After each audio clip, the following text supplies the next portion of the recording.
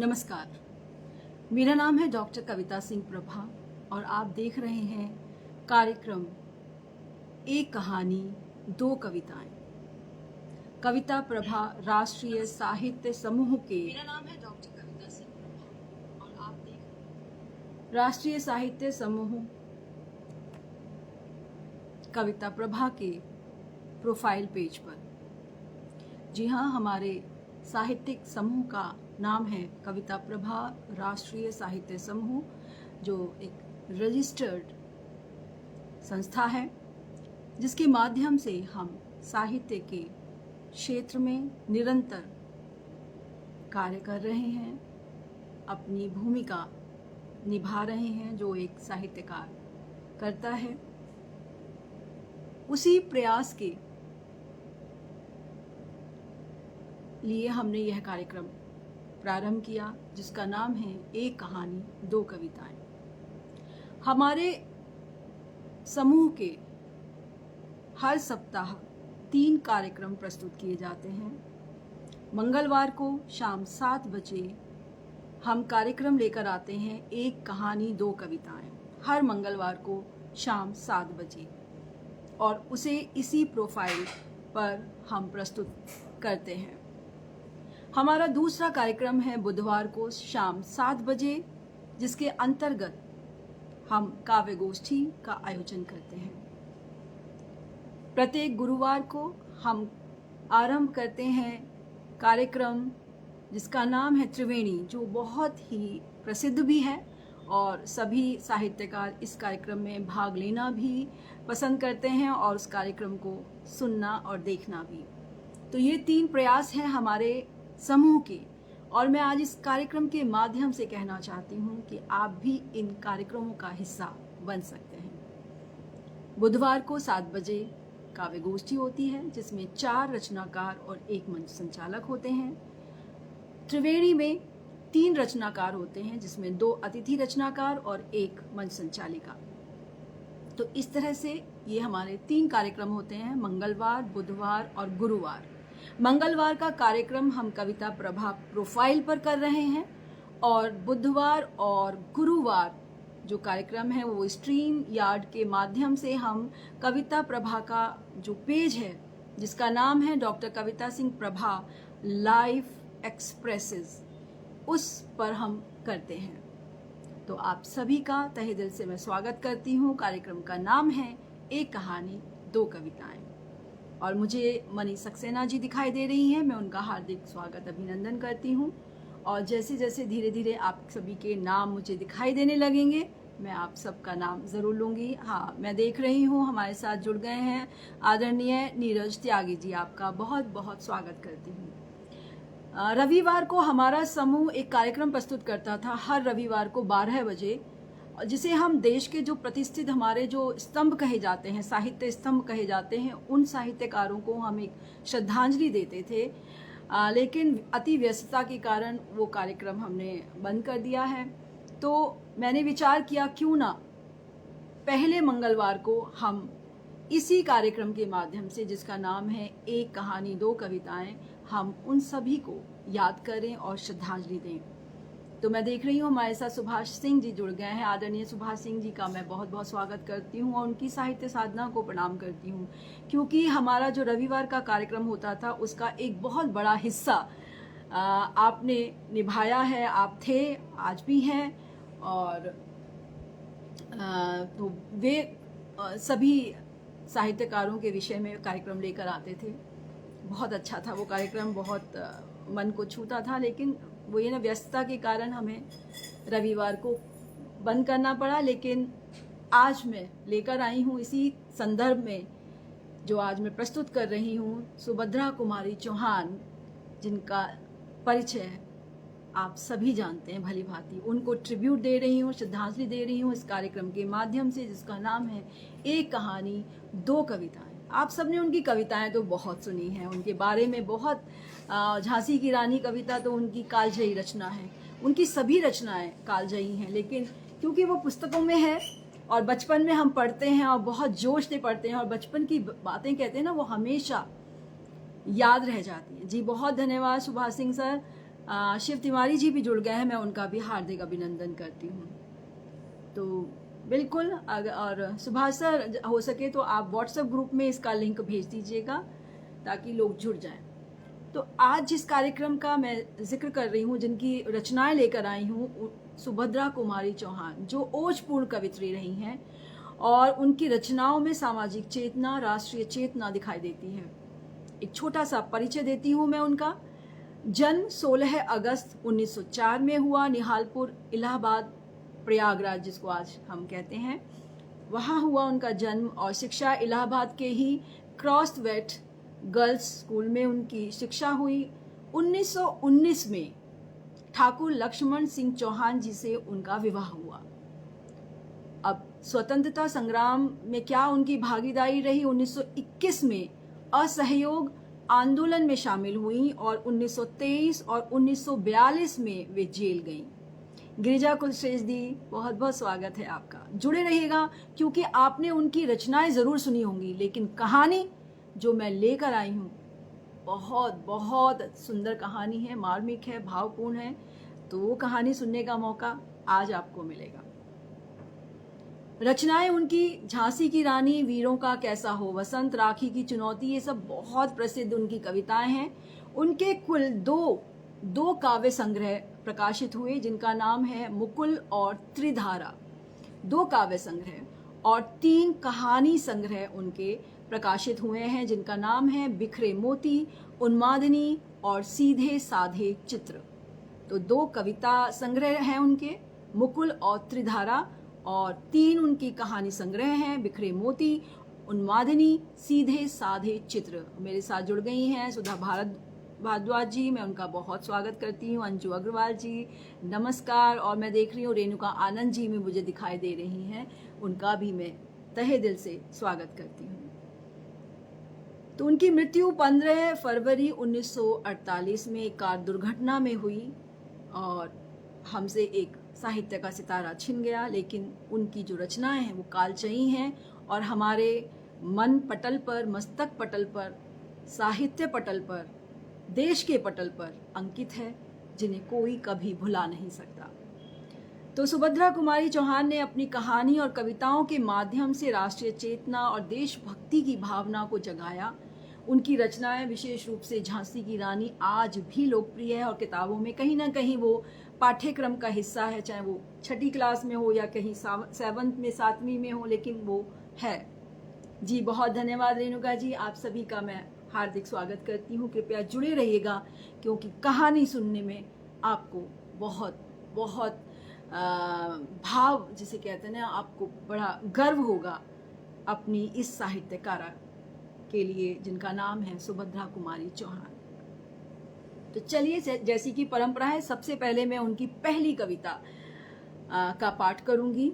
और मैं जब कविता पाठ करूंगी तो मैं किसी का नाम नहीं लूंगी क्योंकि जो उसका भाव होता है वो कहीं ना कहीं भटक जाता है। तो सुनिएगा, वीरों का कैसा हो बसंत। और मैं देख रही हूँ हमारे साथ डॉक्टर कौशलेंद्र टिंगी जी जुड़ गए हैं। कृपया जुड़े रहिएगा क्योंकि सुभद्रा कुमारी चौहान की ये कहानी आपने कहीं नहीं, कभी नहीं सुनी होगी। सुनी भी होगी लेकिन जितनी सुंदरता से मैं सुनाने वाली हूँ वैसी तो नहीं सुनी होगी। इस बात का मैं पक्का आपको विश्वास दिलाती हूँ। और बहुत भावपूर्ण कहानी है उनकी, और मुझे भी हैरानी हुई थी जब मैंने उनकी कहानियाँ पढ़ी, क्योंकि जो कविताएं उनमें, उसमें भाव है ओजपूर्ण, लेकिन उनकी सभी कहानियों में दर्द है, समाज की सामाजिक वेदना है समाज की, तो वो आप महसूस करेंगे। जी चलिए बढ़ती हूँ। उनकी पहली कविता मैं देशभक्ति की ही लेकर आई हूँ, वीरों का कैसा हो वसंत। और यह है उनके काव्य संग्रह मुकुल से इसको लिया गया है। तो मैंने अभी बताया, फिर से बता देती हूँ जो अभी जुड़े हैं, उनके 2 काव्य संग्रह प्रकाशित हुए जिनका नाम है मुकुल और त्रिधारा, और 3 कहानी संग्रह, बिखरे मोती, उन्मादिनी और सीधे साधे चित्र। तो जो मैं ये कविता सुना रही हूँ जिसका नाम है, शीर्षक है वीरों का कैसा हो वसंत, वह उनके मुकुल काव्य संग्रह से लिया गया है। मीनाक्षी गर्ग जी, बहुत बहुत स्वागत है आपका। अब मैं शुरू कर रही हूँ कविता। तो देखिएगा, आ रही हिमालय से पुकार है उदधी गरजता बार बार, प्राची पश्चिम भू नभ अपार, सब पूछ रहे हैं दिग दिगंत वीरों का कैसा हो वसंत, वीरों का कैसा हो वसंत। फूली सरसों ने दिया रंग, फूली सरसों ने दिया रंग, मधु लेकर आ पहुंचा अनंग, वधु वसुधा पुलकित अंग अंग है वीर देश में किंतु कंत, वीरों का कैसा हो वसंत, वीरों का कैसा हो वसंत।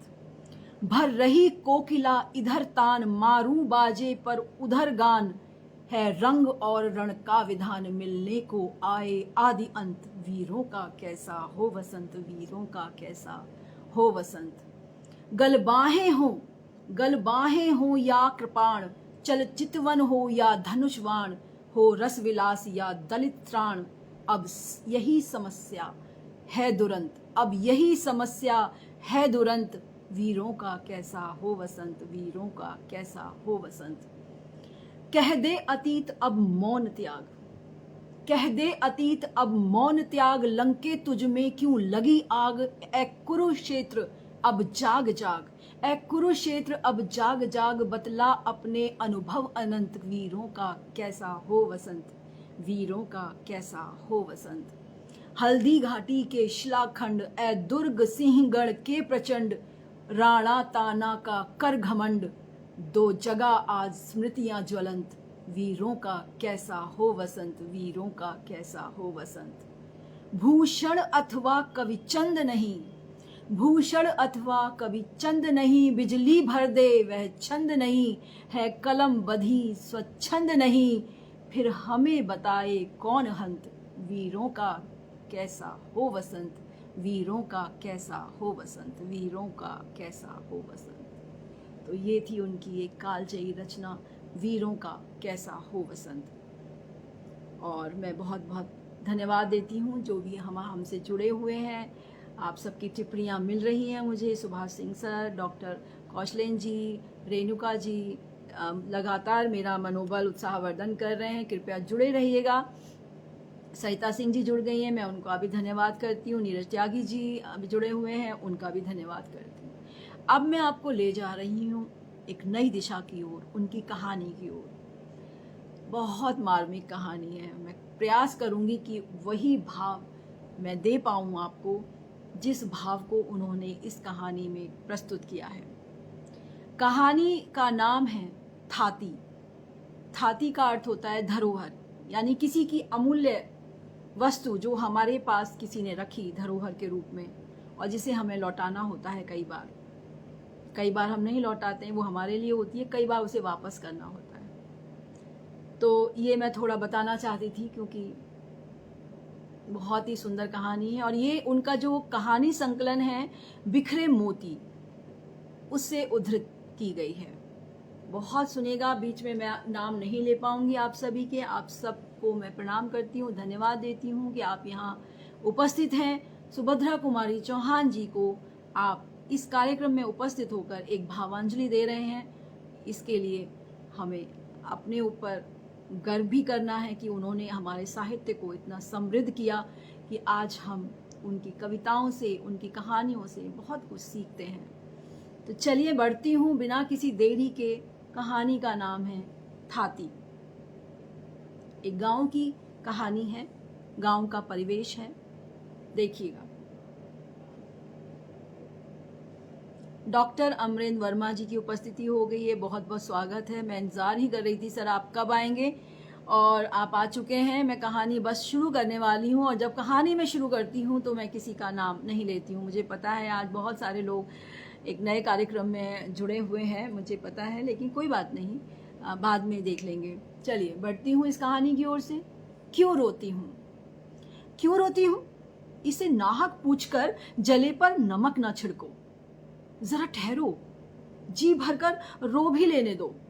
ना जाने कितने दिनों के बाद आज मुझे खुलकर रोने का अवसर मिला है। मुझे रोने में सुख मिलता है, शांति मिलती है, इसीलिए मैं रोती हूँ। रहने दो, इसमें बाधा ना डालो, रोने दो। क्या कहा? किसके लिए रोती हूँ? आह, उसे सुनकर क्या करोगे? उससे तुम्हें कुछ लाभ ना होगा। पूछो ही ना तो अच्छा है।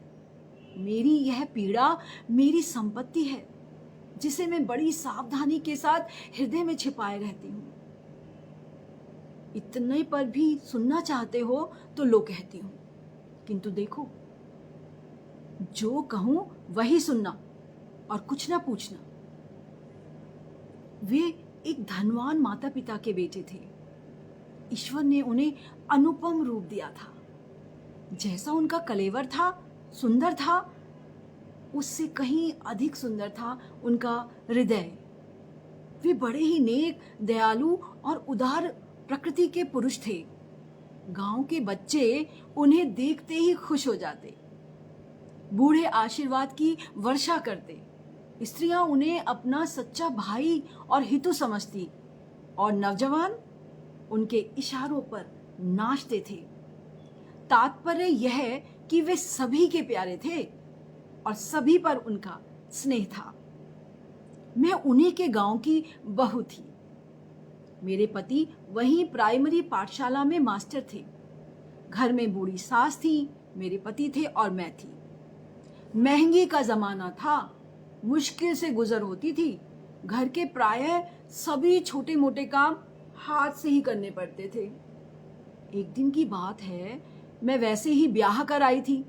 मैं थी शहर की लड़की। वहां तो नलों से काम चलता था। भला कुएं से पानी भरना मैं क्या जानती। मेरी सास मुझे अपने साथ कुएं पर पानी भरना सिखा रही थी। अचानक भी न जाने कहां से चले आए। हंसकर बोले, क्या पानी भरने की शिक्षा दे रही हो माँ जी? आपने ऐसी अल्हड़ लड़की ब्याही ही क्यों, जिसे पानी भरना भी नहीं आता? मैंने घूंघट के भीतर ही जरा सा मुस्कुरा दिया। सास ने कहा, बेटा, इसे कुछ नहीं आता, बस रोटी भर अच्छा बना लेती है। ना पीसना, ना कूटना, गोबर से तो जैसे इसे घिन ही आती है। बड़ी मुश्किल से कहीं कंडे थापती है तो उसके बाद 10 बार हाथ धोती है। हम तो बेटा गरीब आदमी हैं, हमारे घर में तो सभी कुछ करना पड़ेगा। दूसरे दिन मुझे अकेले ही पानी भरने जाना पड़ा। मैं रस्सी और घड़ा लेकर पानी भरने गई। पानी भरने गई तो जरूर, पर दिल धड़क रहा था कि बनता है या नहीं। ना सास साथ थी और ना ही कोई कुएं पर था। मैंने घूंघट खोल लिया और रस्सी को अच्छी तरह से घड़े के मुंह पर बांधकर कुएं में डाल दिया। डब डब डब करके बड़ी देर में कहीं घड़े में पानी भरा। उसे खींचने लगी, किसी प्रकार खिंचता ही ना था। ज्यों त्यों करके आधी रस्सी खींच पाई थी कि वे सामने से आते हुए दिखाई दिए। कुआं उनके अहाते के अंदर ही था और बंगले में जाने का रास्ता भी वहीं से था। सामने से वे आते हुए दिखे। लाज के मारे ज्यों ही मैंने घूंघट सरकाने के लिए एक हाथ से रस्सी छोड़ी, त्यों ही अकेला जो दूसरा हाथ था वो पानी से भरे हुए घड़े का वजन न संभाल सका और झटके के साथ रस्सी समेत घड़ा कुएं में जा गिरा। मैं भी गिरते गिरते बची। 1 मिनट में यह सब कुछ हो गया। वे बंगले से कुएं के पास आ चुके थे। मैं बड़ी घबराई, घूंघट फूंघट सरकाना भूल गई। झुककर कुएं में देखने लगी। मेरे पास तो रस्सी और घड़ा निकालने का कोई साधन ही न था। निरुपाय होकर कातर दृष्टि से मैंने उनकी ओर देखा। मेरी अवस्था पर शायद उन्हें दया आ गई। वे पास आकर बोले, आप घबराइए मत, मैं अभी घड़ा निकलवाए देता हूं। फिर कुछ ठहर कर मुस्कुराते हुए बोले, किंतु आपने ये साबित कर दिया है कि आप शहर की एक अल्लड़ लड़की हैं। मैं जरा हंसी और अपना घूंघट सरकाने लगी। मुझे घूंघट सरकाते देख वे जरा मुस्कुराए। मैं भी जरा हंस पड़ी, पर कुछ बोली नहीं। उनके नौकर आए और देखते ही देखते रस्सी समेत घड़ा निकाल दिया गया। मैं घड़ा उठाकर अपने घर की तरफ चली। शब्दों में नहीं किंतु कृतज्ञता भरी आंखों में मैंने उनसे कहा, मैं आपके इस उपकार का बदला जीवन में कभी ना चुका सकूंगी। करीब पौन घंटा कुएं पर लग गया। अम्मा जी की घुड़कियों का डर तो लगा ही था। जल्दी जल्दी आई, घड़ा जो है गिनौचे पर रख दिया और रस्सी को जैसे ही खूंटी पर टांगने के लिए मैंने ज्यों ही हाथ उठाया, देखा कि एक हाथ का सोने का कंगन नहीं है। अब तुम कहोगे कि पानी भरने वाली और सोने का कंगन, यह कैसा मेल? यह भी बताती हूं, यह कंगन मेरी माँ का था। मरते समय उन्होंने अनुरोध किया था कि यह कंगन ब्याह के समय पैर पुजाई में मुझे दिया जाए, और इस प्रकार यह कंगन मुझे प्राप्त हुआ। रस्सी टांगकर मैं फिर कुएं की तरफ भागी। देखा तो वे सामने से आ रहे थे। उन्होंने यह देखकर कि यह तुम्हारे अल्हड़पन की दूसरी निशानी है, और कंगन मेरी ओर बढ़ा दिया। कंगन लेकर चुपचाप मैंने जेब में रख लिया और जल्दी जल्दी घर आई। घर आकर देखा तो पतिदेव स्कूल से लौटे थे। अम्मा जी बड़े क्रोध में उनसे कह रही थीं, देखा नई बहू के लक्षण, एक घड़ा पानी भरने गई तो घंटे भर बाद आई, और यहाँ पानी रखकर दीवानी की तरह कुएं की तरफ भागी। मैंने तो पहले ही कहा था कि शहर की लड़की ना ब्याह हो, पर तुम ना माने बेटा। भला यह हमारे घर निभने के लक्षण है? और सब तो सब, पर जमींदार के लड़के से बात किए बिना इसकी क्या अटकी थी? यह इधर से भागी हुई जा रही थी, वह सामने से आ रहा था। उसने जाने इसको क्या दिया जो इसने तुरंत जेब में रख लिया। मुझे तो ये बातें नहीं सुहाती। फिर तुम्हारी बहू है, तुम जानो, बिगाड़ो चाहे बनाओ। मेरी तरफ उन्होंने गुस्से से देखकर पूछा, क्या है तुम्हारी जेब में, बतलाओ तो। मैंने कंगन निकालकर उनके सामने रख दिया। वे फिर डांट कर बोले, यह उनके पास कैसे पहुंचा? मैंने डरते डरते अपराधिनी की तरह आदि से लेकर अंत तक कुएं का सारा किस्सा उन्हें बता दिया। इस पर अम्मा जी और पतिदेव दोनों की ही झड़कियां मुझे सहनी पड़ी। साथ ही ताकीद दी गई कि अब मैं उनसे ना बोलूं, कभी ना बोलूं। क्या पूछते हो? उनका नाम? हाय, रहने दो, मुझसे नाम ना पूछो। उनका नाम जुबान पर लाने का अधिकार नहीं है मुझे। तुम्हें तो मेरी कहानी से मतलब है ना। हाँ, तो मैं क्या कह रही थी? मुझसे कहा गया कि मैं उनसे कभी ना बोलूं। यदि यह लोग फिर मुझे उनसे बोलते देख लेंगे तो फिर कुशल नहीं। मैंने दीन भाव से कहा, मुझसे घर के सारे काम करवा लो, परंतु कल से मैं पानी भरने नहीं जाऊंगी। इस पर पतिदेव बिगड़कर बोले, तुम पानी भरने नहीं जाओगे तो क्या मैं तुम्हें रानी बनाकर रखूंगा? मैं तुम्हें रानी बनाकर नहीं रख सकता। यहां तो जैसा हम चाहेंगे वैसा करना पड़ेगा। उसके बाद क्या बतलाऊं कि क्या क्या हुआ। ज्यों ज्यों मुझे उनसे बोलने को रोका गया, त्यों त्यों एक बार जी भरकर उनसे बात करने की मेरी उत्कंठा प्रबल होती गई, किंतु मेरी यह साध कभी पूरी ना हुई।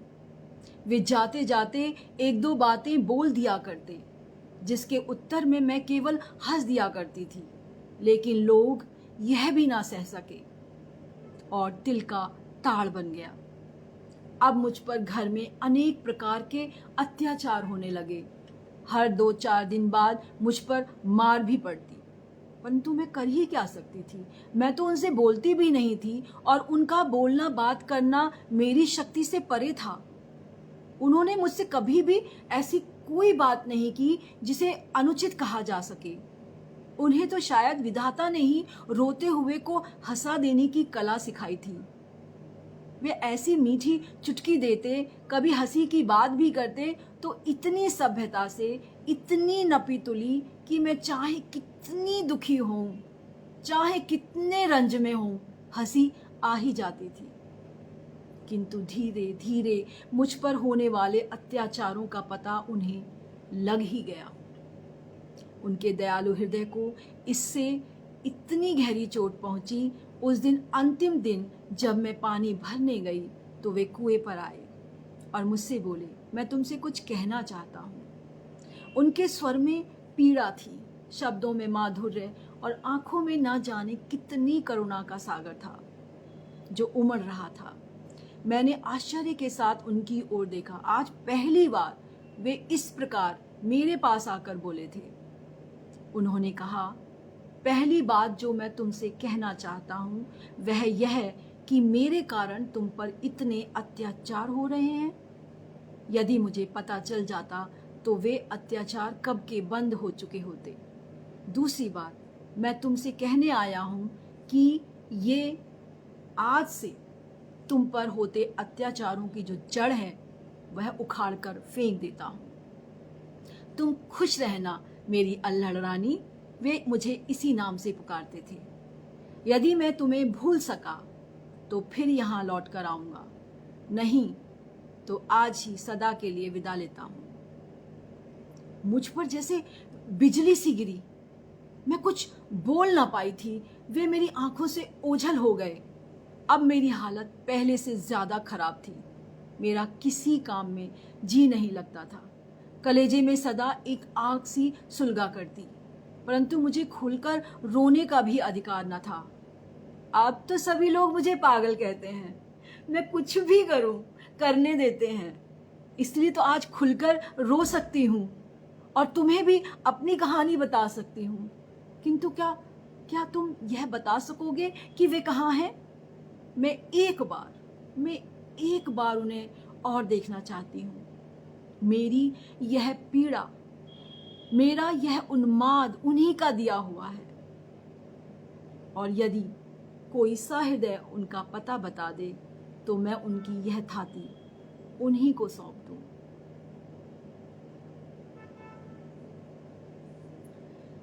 तो यह थी कहानी सुभद्रा कुमारी चौहान जी की, जिसका नाम है थाती।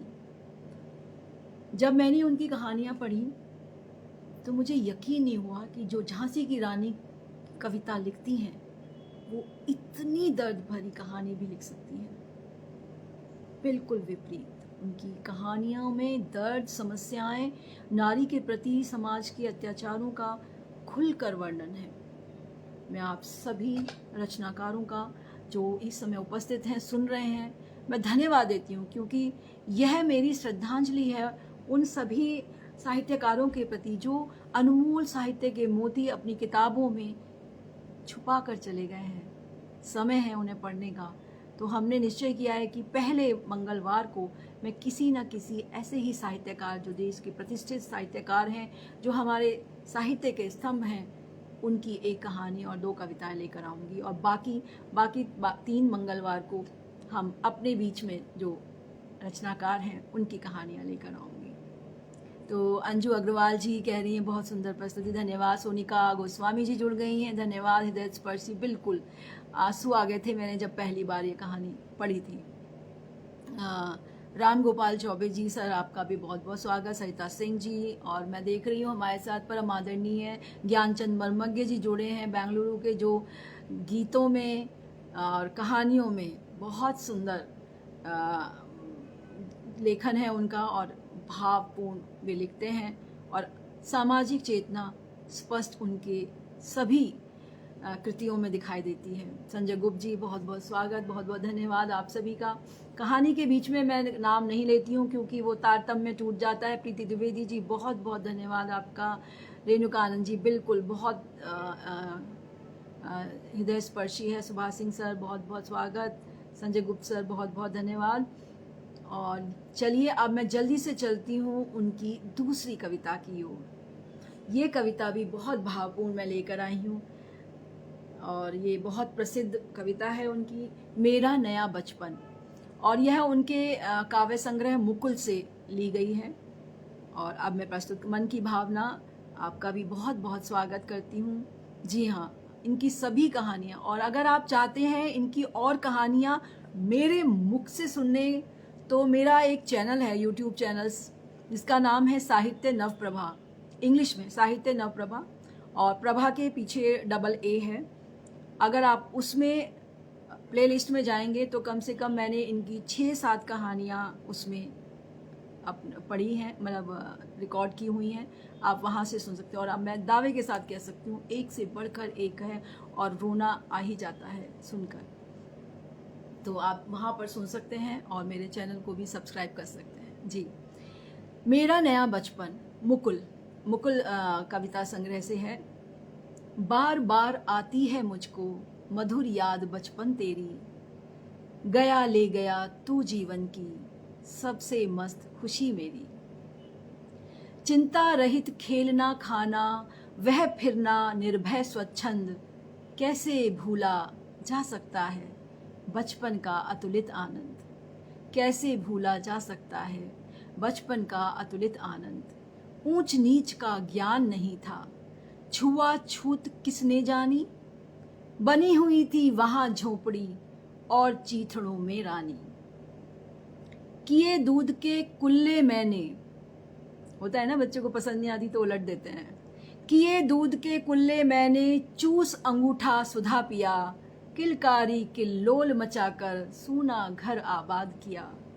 रोना और मचल जाना भी, रोना और मचल जाना भी क्या आनंद दिलाते थे, बड़े बड़े मोती से आंसू जयमाला पहनाते थे, बड़े बड़े मोती से आंसू जयमाला पहनाते थे।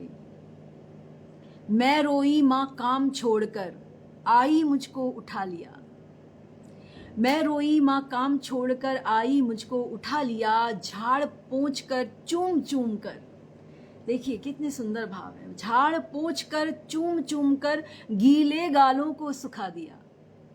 कितनी सुंदरता से उन्होंने बचपन का वर्णन किया है। दादा ने चंदा दिखलाया, नेत्र नीर युत दमक उठे, धुली हुई मुस्कान देखकर सबके चेहरे चमक उठे। वह सुख का साम्राज्य छोड़कर मैं मतवाली बड़ी हुई, लुटी हुई कुछ ठगी हुई सी, लुटी हुई कुछ ठगी हुई सी, द्वार दौड़ द्वार पर खड़ी हुई, लुटी हुई कुछ ठगी हुई सी, दौड़ द्वार पर खड़ी हुई। लाज भरी आंखें थी मेरी, तरुणाई आ गई है, लाज भरी आंखें थी मेरी, मन में उमंग रंगीली थी, तान रसीली थी कानों में, मैं चंचल छैल छबीली थी। दिल में एक चुभन सी थी, दिल में एक चुभन सी थी, यह दुनिया अलबेली थी, मन में एक पहेली थी, मैं सबके बीच अकेली थी, मैं सबके बीच अकेली थी। मिला खोजती थी जिसको, मिला खोजती थी जिसको, हे बचपन ठगा दिया तूने, अरे जवानी के फंदे में मुझको फंसा दिया तूने, अरे जवानी के फंदे में मुझको फंसा दिया तूने। सब गलियां उसकी भी देखी, सब गलियां उसकी भी देखी, उसकी खुशी न्यारी है, प्यारी प्रीतम की रंगरलियों की स्मृतियां भी प्यारी हैं, प्यारी प्रीतम की रंगरलियों की स्मृतियां भी प्यारी हैं। माना मैंने युवा काल का, माना मैंने युवा काल का जीवन खूब निराला था, आकांक्षा पुरुषार्थ ज्ञान का उदय मोहने वाला था। किंतु यह झंझट है भारी, किंतु यह झंझट है भारी, युद्ध क्षेत्र संसार बना, चिंता के चक्कर में पड़कर जीवन भी है भार बना। आजा बचपन, आजा बचपन एक बार फिर दे दे अपनी निर्मल शांति, व्याकुल व्यथा मिटाने वाली यह अपनी प्राकृत विश्रांति, यह अपनी प्राकृत विश्रांति। वह भोली सी मधुर सरलता, वह प्यारा जीवन निष्पाप, क्या आकर फिर मिटा सकेगा तू मेरे मन का संताप। मैं बचपन को बुला रही थी, मैं बचपन को, ध्यान दीजिएगा, मैं बचपन को बुला रही थी, बोल उठी बिटिया मेरी, मैं बचपन को बुला रही थी, बोल उठी बिटिया मेरी, नंदन वंशी फूल उठी वह छोटी सी कुटिया मेरी, नंदन वंशी फूल उठी वह छोटी सी कुटिया मेरी। माँ ओ माँ ओ कहकर बुला रही थी, मिट्टी खाकर आई थी। माँ ओ कहकर बुला रही थी, मिट्टी खाकर आई थी। कुछ मुंह में कुछ लिए हाथ में मुझे खिलाने आई थी। पुलक रहे थे अंग, पुलक रहे थे अंग, दृगों में कौतूहल था छलक रहा। पुलक रहे थे अंग, दृगों में कौतूहल था छलक रहा। मुंह पर थी आह्लाद लालिमा, विजय गर्व था छलक रहा। मुंह पर था आह्लाद लालिमा, विजय गर्व था झलक रहा। मैंने पूछा यह क्या लाई, मैंने पूछा यह क्या लाई, बोल उठी माँ काओ। मैंने पूछा यह क्या लाई, बोल उठी माँ काओ। हुआ प्रफुल्लित हृदय खुशी से, मैंने कहा तुम ही खाओ। हुआ प्रफुल्लित हृदय खुशी से, मैंने कहा तुम ही खाओ। पाया मैंने बचपन फिर से एक से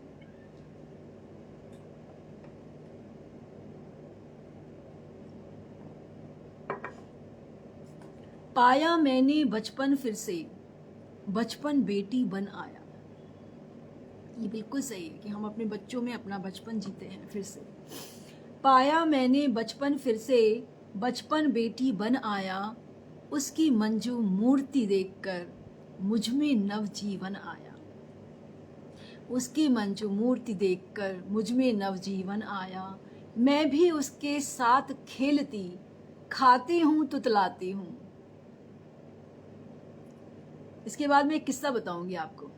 मैं भी उसके साथ खेलती, खाती हूँ तुतलाती हूँ। मिलकर उसके साथ स्वयं मैं भी बच्ची बन जाती हूँ। जिसे खोजती थी वर्षों से, जिसे खोजती थी वर्षों से, अब जाकर उसको पाया। भाग गया था मुझे छोड़कर, वह बचपन फिर से आ गया। भाग गया था मुझे छोड़कर, वह बचपन फिर से आया। वह बचपन फिर से आया।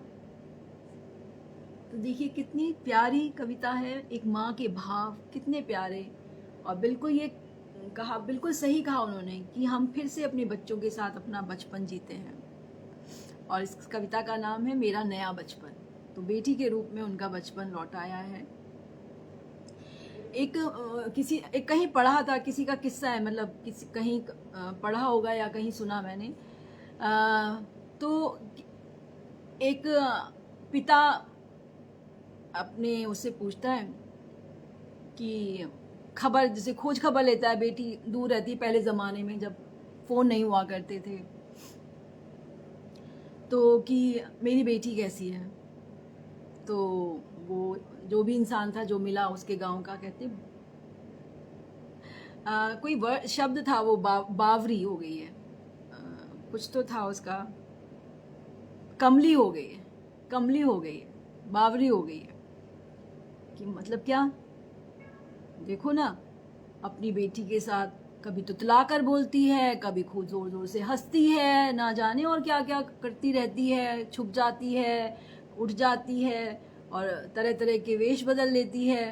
तो कमली ही तो हो गई है।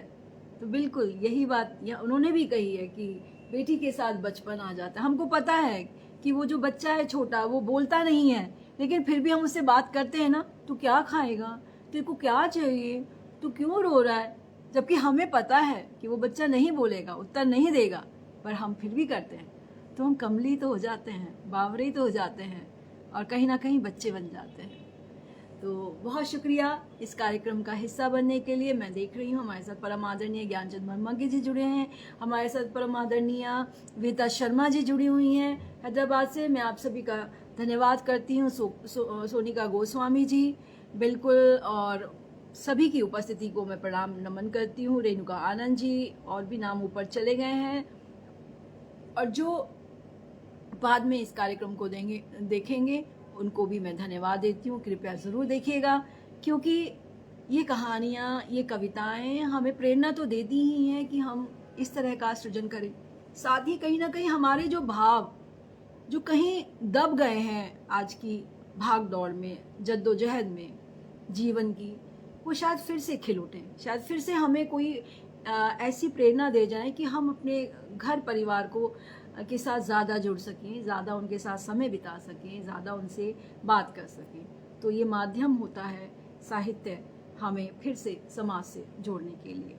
तो मैं फिर मिलूंगी अगले मंगलवार को शाम 7 बजे अपने इसी प्रोफाइल पर। कार्यक्रम का नाम है एक कहानी दो कविताएं। आपकी उपस्थिति की मुझे प्रतीक्षा रहेगी। जी धन्यवाद सर, बहुत बहुत धन्यवाद। जय हिंद, जय भारत, शुभ रात्रि।